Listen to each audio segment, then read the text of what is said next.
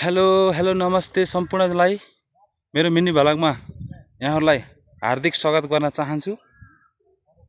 आज हामी ट्रेकिङको दौरानमा तीनजना हामी म्याग्दी जिल्लाको अन्नपूर्ण गाउँपालिकाको ठाउँमा हामी हिँडिरहेका छौँ। यहाँको प्राकृतिक सौन्दर्यले भरिपूर्ण यो ठाउँमा घुम्न पाउँदा एकदम आत्मैदेखि खुसी पनि छौँ र यहाँ दुःख पनि छ।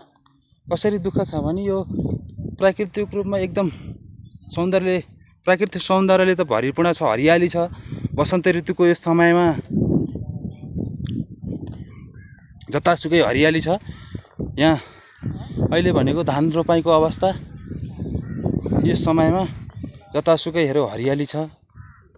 अनि ठाउँ उकालो छ, फेरि एकदम मान्छेलाई देख्दाखेरि त एकदम रमाइलो पनि छ हैन, तर हिँड्नलाई पनि गाह्रो पनि छ, एकदम गाह्रो पनि छ। जिन्दगी भनेको कस्तो हो भने एउटा दुःख सुखको एउटा सङ्गम हो जिन्दगी भनेको, त्यो नै जिन्दगी हो।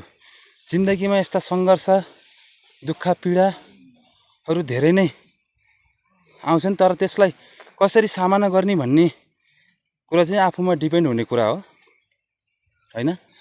अब म कहाँ तनहुँको मान्छे, अब म्याग्दी जिल्लामा यसरी यो ठाउँमा आउँछु भन्ने मेरो एउटा कल्पनामा पनि थिएन।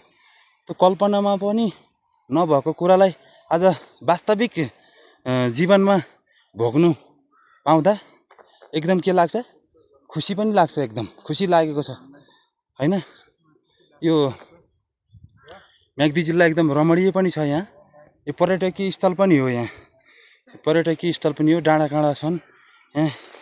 यो टुरिज्म एरिया पनि हो भन्दा फरक नपर्ला, किनभने यहाँ डाँडाकाँडा एकदम रमणीय छ, एकदम रमणीय छ। हेर्नुहोस् तपाईँहरूले आफैले पनि देख्न सक्नुहुनेछ।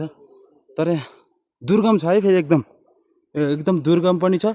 नेपालको सबैभन्दा धार्मिक स्थल के भन्छ, मुक्तिनाथ जानको लागि पनि यही म्याग्दी जिल्ला क्रस गरेर जानुपर्छ। र यो बाटो फेरि यो एकदम के भन्छ,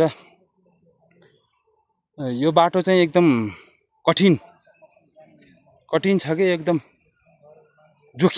जोखिमपूर्ण छ यो बाटो। यहाँ पहाडी पहिरो एकदम बाटो के भन्दाखेरिमा यो बाटो हिँड्दाखेरि एकदम जोखिम छ।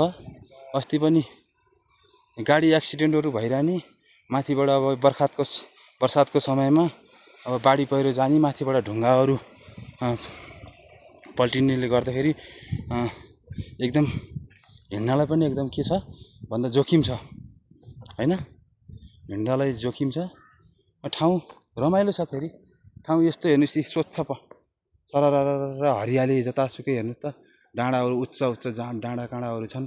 अब अन्नपूर्ण हिमाल अहिले चाहिँ बादलले गर्दाखेरिमा हिमाल यहाँहरूलाई देखाउन सकिनँ, त्यसको लागि म सरी भन्न चाहन्छु हैन।